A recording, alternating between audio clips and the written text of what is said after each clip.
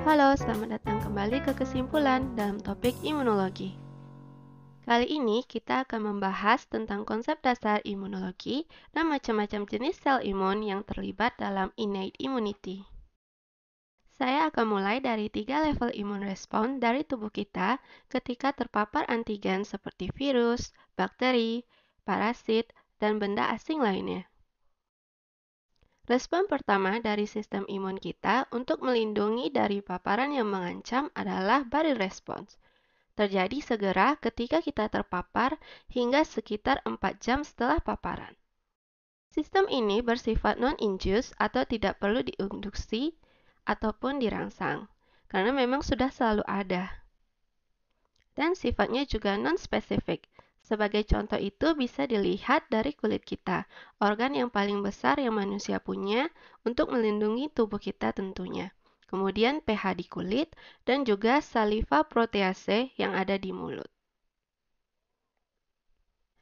Kemudian, jika paparan tersebut tidak dapat dihalangi lewat barrier respons saja, maka tubuh akan merespon dengan innate immunity. Biasanya teraktivasi 4-96 jam pasca kontak, karena butuh induksi dan broadly specific. Broadly specific di sini maksudnya adalah sistem ini sudah bisa membedakan apakah tubuh sedang diserang oleh bakterikah, viruskah, atau zat-zat asing lainnya seperti debu atau alergen lainnya. Adapun contoh-contoh sel imun yang aktif di innate immunity adalah phagocytos, aktivasi komplement, dan inflamasi. Respon lebih lanjut berikutnya adalah adaptive immunity, yang mana inisiasinya cukup memakan waktu sekitar setelah 96 jam. Sistem ini butuh induksi dan bersifat spesifik. Adaptive immune response membutuhkan waktu yang lebih lama karena pertama, perlu mengenali antigen tersebut, dan kemudian memproduksi sel imun yang spesifik. Kita bisa bahas lebih lanjut tentang adaptive immunity di topik berikutnya. Contoh imun sel yang berperan di adaptive immunity adalah B cells dalam bentuk antibodi, T helper cells dalam bentuk produksi cytokines, dan cytotoxic T cells yang berperan lewat cytolysis. Dan hari ini kita akan fokus membahas jenis-jenis sel imun yang terlibat di innate immunity. Pertama, kita mulai dari macrophage. Sel ini saat berada di aliran darah disebut dengan monocytes dan baru saat direkrut ke jaringan akan menjadi atau bertransformasi menjadi macrophage. Fungsinya adalah phagocytosis, yaitu mengambil atau menelan antigen, dan kemudian membunuh antigen tersebut termasuk mikroorganisme atau sel-sel mati. Macrophage juga berperan sebagai antigen presenting cells untuk mengaktifasi T cells. Untuk gambar dari macrophage sendiri, teman-teman bisa lihat di gambar tersebut. Berikutnya adalah neutrophils. Neutrophils mengandung granules yang berisi substansi yang bersifat antimikrobial. Neutrophils direkrut dari aliran darah ke jaringan yang terinfeksi. Cara kerjanya sama seperti macrophage, yaitu dengan menelan mikroorganisme dan membunuhnya atau lebih dikenal dengan proses phagocytosis. Untuk morfologi dari neutrophils bisa teman-teman lihat dari gambar tersebut. Kemudian berikutnya adalah eosinophil. Eosinofil juga direkrut dari aliran darah ke jaringan yang terinfeksi. Eosinophils mengsekresi granulocytes yang berupa toksin. Biasanya terlibat dalam hypersensitivity reaction seperti asma. Kemudian basophils. Basophils direkrut dari darah ke jaringan dan mengandung granules dengan antimicrobial substance dan histamin. Basophils juga bisa memproduksi cytokines.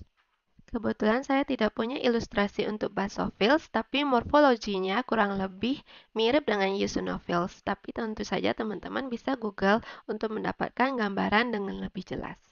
Berikutnya adalah mast cell. Mast cells mengandung granules dengan inflammatory substance seperti histamin dan juga protease. yang kemudian akan dirilis dengan cepat atau segera setelah diaktifasi. Substan tersebut, termasuk histamin dan protease, dapat menstimulasi proses inflamasi. Selain itu, mast cell juga berperan penting dalam melawan parasit. Mast cells juga dapat menginisiasi hypersensitivity reaction seperti atopik ataupun asma.